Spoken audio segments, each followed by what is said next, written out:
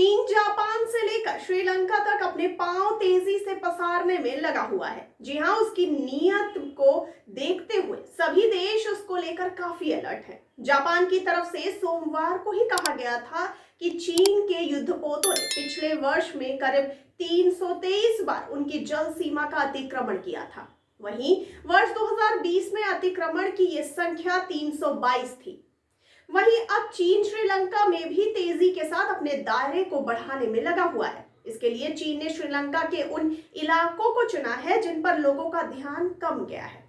श्रीलंका को अब वो अपनी बेल्ट एंड रोड इनिशिएटिव के तहत रणनीतिक दृष्टि से अहम जगह बनाना चाहता है। उसकी मंशा केवल यहीं तक नहीं है, बल्कि वो इसके जरिए हिंद महासागर में अपनी मौजूदगी और भारत पर निगाह रखने के लिए भी इस्तेमाल करना चाहता है।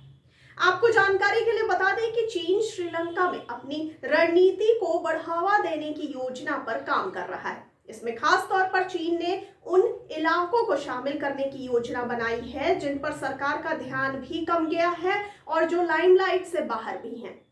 की जोंग होंग ने अपने दौरे पर जाफना की पब्लिक लाइब्रेरी को भी देखा और वहां पर फूड पैकेट भी बांटे।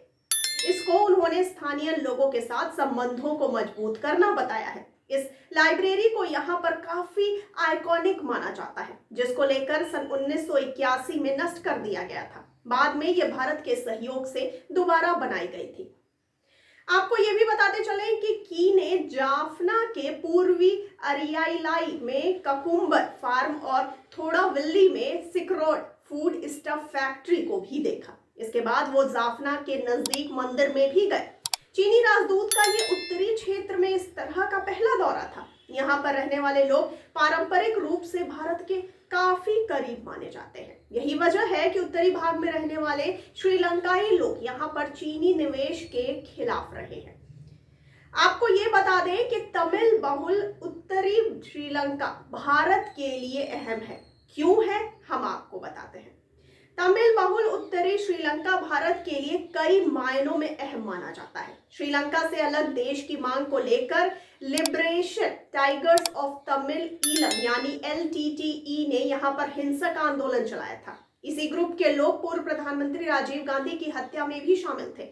चीन श्रीलंका के सिंघली बहुल इलाके में मजबूत पैठ रखता है, लेकिन तमिल बहुल इलाके में उसके इरादे अब तक कामयाब नहीं हो सके थे।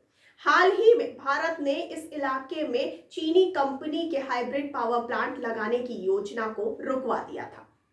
और आइए अब जानते हैं कि भारत के लिए क्यों है चिंता की बात। आपको बता दें कि एक्सपर्ट्स का ये मानना है कि इतिहास, भाषा और संस्कृति की वजह से भारत जाफना के तमिल इलाकों में अपनी कूटनीति को काफी हल्के में ले रहा है, जबकि चीन काफी सीरियस होकर आगे कदम बढ़ा रहा है। वहीं जानकारों का मानना है कि चीन इस इलाके में घुसपैठ कर भारत के हितों को गहरा नुकसान पहुंचा सकता है। इसके अलावा जाफना प्रांत अपनी इलाकाई पहचान को लेकर भी काफी संवेदनशील रहा है। अगर चीन इस इलाके में अपनी जगह बनाता है तो वह भारत की समुद्री सीमा के काफी करीब पहुंच जाएगा। जी हाँ, दक्षिण एशिया में पैठ बनाने के लिए चीन लंबे समय से अलग अलग रणनीति अपनाता रहा है और चीन और पाकिस्तान की दोस्ती तो जगजाहिर भी है। अब उसकी नजर भारत के अन्य पड़ोसी देशों श्रीलंका, नेपाल, बांग्लादेश और म्यांमार पर भी है। तो आपको इस पूरी जानकारी पर क्या कहना है? अपनी राय और प्रतिक्रिया हम तक जरूर पहुंचाइए कमेंट बॉक्स में कमेंट करके, और साथ ही साथ हमारे चैनल को लाइक, सब्सक्राइब और शेयर करना ना भूलिए। और यूं ही देखते रहिए द फुल झड़ी। मुझे दीजिए इजाजत। धन्यवाद।